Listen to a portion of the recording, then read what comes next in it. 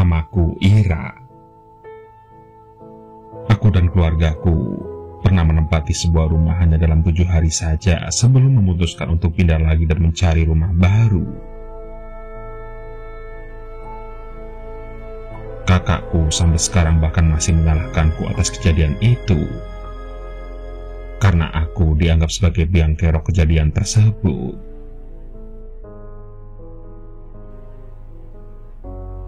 Jelas saja. Soalnya, di hari ke-7 aku menangis sembari berlutut di kaki ayah untuk pindah hari itu juga.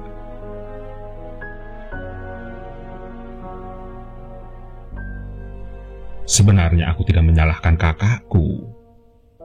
Pasalnya, rumah tersebut letaknya sangat dekat dengan sekolahnya dan lingkungannya sangat nyaman.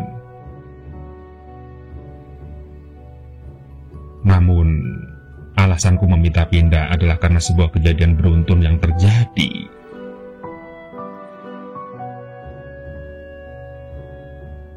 Kami pindah dari sebuah komplek pada 20 km dari tempat tersebut. Dan alasan ayahku mencari rumah baru adalah karena dia ingin kami lebih nyaman dan memiliki halaman yang lebih luas.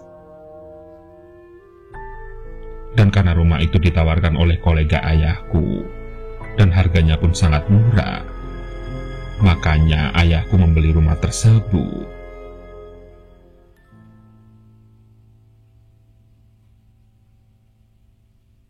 Memang, rumah baru itu sangat rapi.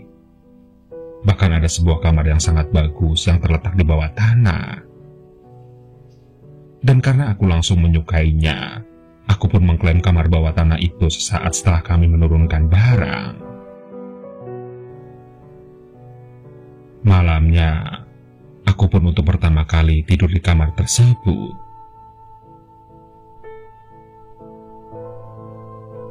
Malam pertama,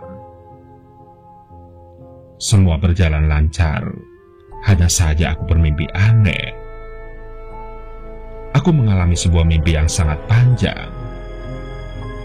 Bahkan saking panjangnya, aku ingat kalau aku menjadi seorang ibu rumah tangga dengan 6 anak yang tinggal di rumah ini.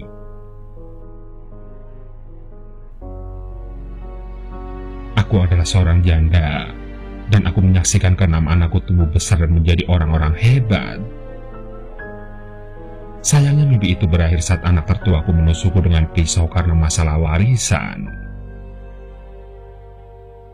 Paginya, aku terbangun dengan menangis, dan aku sempat linglung karena baru pertama kali itu aku merasakan mimpi yang sangat panjang seakan berada di sebuah siklus kehidupan orang lain.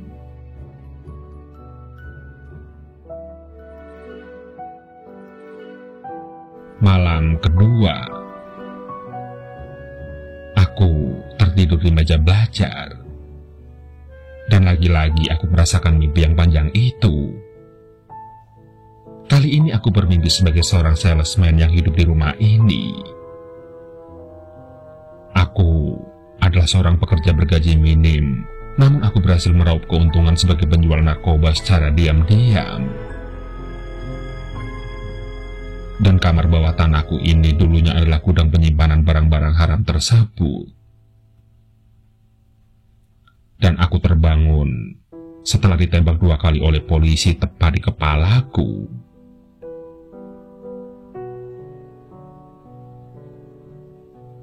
Setelah hari kedua, aku mulai sedikit takut untuk tidur. Pasalnya aku tidak mau merasakan mimpi yang panjang itu lagi. Itulah kenapa aku minta kepada ibuku untuk menemaniku selama 1 malam di kamar.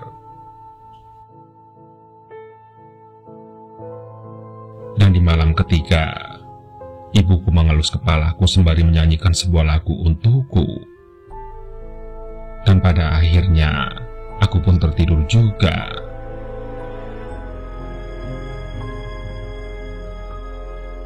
Malam ketiga.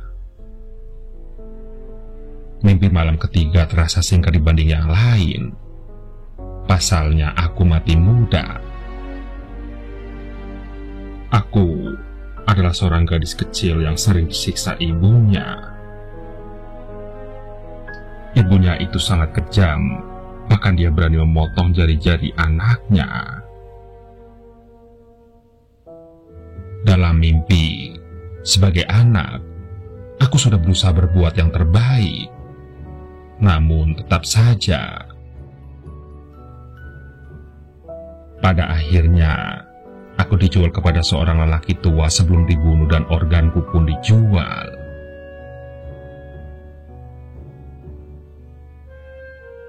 Pagi harinya aku terbangun di pelukan ibuku dan langsung berteriak histeris. Aku bahkan hampir saja memukul ibuku sendiri karena terbawa dengan mimpi semalam.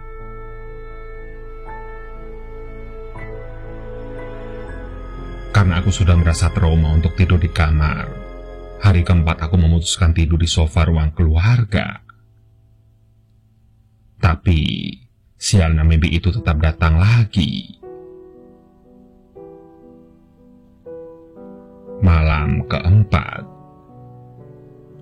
mimpiku sebenarnya sangat indah. Bahkan, berbeda dengan mimpiku yang sebelumnya, aku tidak tinggal di rumah ini. Aku tinggal di sebuah rumah keluarga kaya yang serba berkecukupan. Orang tuaku adalah pebisnis sukses dan sangat memanjakanku. Hingga suatu ketika, aku diculik dan disekap oleh dua orang asing. Mereka menyekapku di sebuah basement dan memperkosaku berkali-kali. Dan aku akhirnya meninggal karena menggigit lidahku sendiri.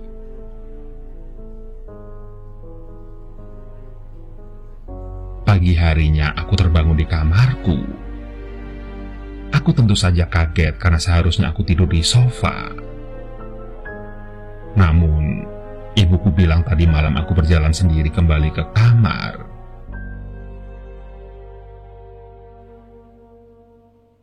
Di titik ini, aku tahu dimanapun tempatku tidur di rumah ini, aku akan selalu mendapatkan mimpi-mimpi yang panjang itu lagi. Itulah kenapa di malam setelahnya, aku menghubungi temanku Rika dan bilang ingin menginap di rumahnya. Dan iya, aku pun tidur di rumah Rika.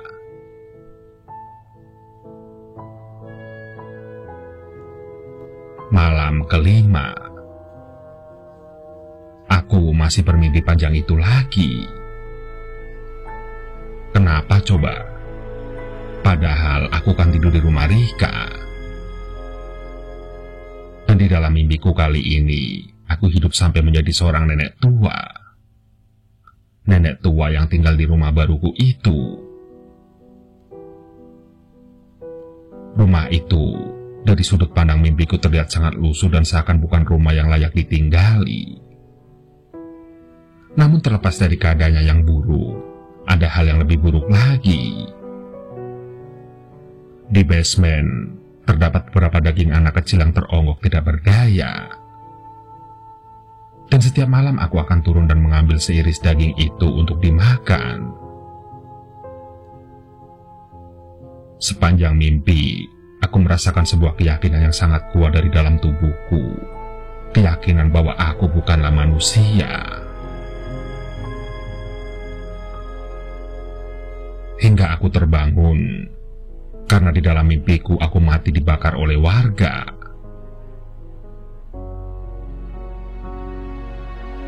Keesokan harinya, aku terbangun di latar rumahku sendiri. Aku dipergoki ibuku yang berniat menyapu. Sontak, aku pun menelpon Rika dan dia bilang tengah malam aku pamit pulang sambil menangis. Tapi sialnya aku tidak ingat kejadian itu. Karena benar-benar sudah putus asa, aku sudah tidak tahu lagi. Pada akhirnya aku memutuskan untuk tetap di rumah. Namun, sebisa mungkin aku mencoba untuk tidak tertidur. Sayangnya metabolisme manusia tidak bisa dibohongi. Hari ke-6 aku terlelap secara tidak sengaja menjelang pagi.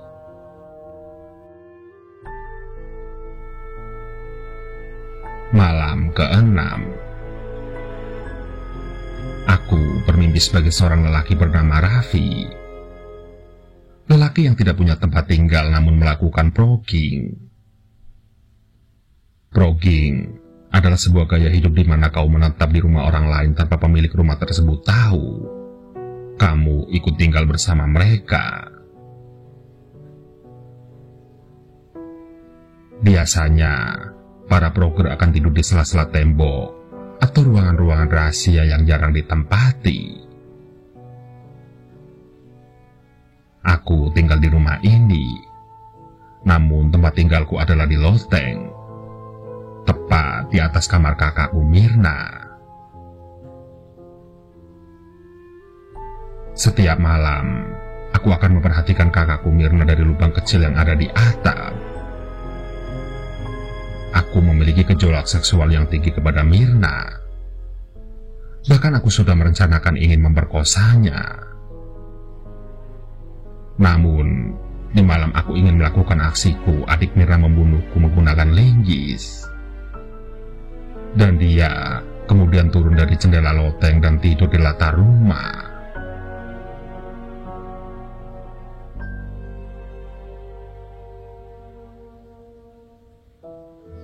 Aku terbangun siang hari dan berteriak. Dan tanpa membuang waktu lagi, aku langsung memohon kepada ayah untuk segera pindah dari rumah ini. Aku tidak mau tahu bagaimana caranya, pokoknya kita harus pergi. Pada akhirnya, ayah dengan panik pun mengiyakan. Kala itu, kami tinggal 1 minggu di hotel dan langsung mencari rumah baru yang dapat ditinggali. Pokoknya rumah yang tidak membuatku ketakutan setengah mati. Singkat cerita, beralih ke masa kini. Dan sekarang semuanya sudah terasa enak. Memang aneh kejadian di rumah itu. Namun aku akan selalu menganggapnya sebagai sebuah kenangan dan sebuah pengalaman. Kini rumah kami yang baru lebih nyaman dan lebih damai.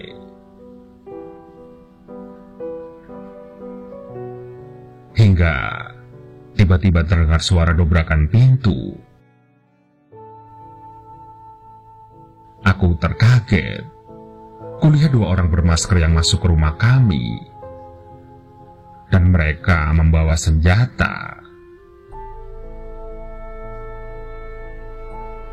Siapa kalian? Dor. Aku mematung melihat ibuku yang terkapar karena ditembak. Astaga, perampok. Kalian sih ya? Dor.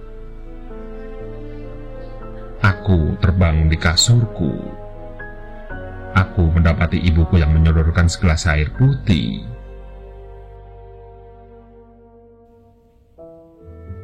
Rina, masih pusing? Tanya ibuku. Aku pun menatap ibuku.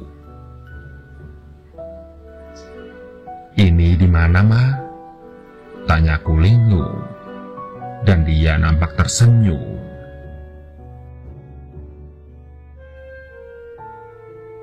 Rumah baru kan? Kita baru pindah kemarin loh. Masa kamu lupa? Lanjutnya. Aku terdiam. Aku mencoba mengingat-ingat mimpiku tadi malam. Entah kenapa mimpi itu terasa sangat panjang dan sangat nyata. Ma? Iya, Nak? Tadi malam mimpiku sangat panjang, ujarku. Tapi ibuku nampak tidak mengerti. Maksudnya, Nak? Tanya ibuku. Dalam mimpi, aku menjadi gadis bernama Ira.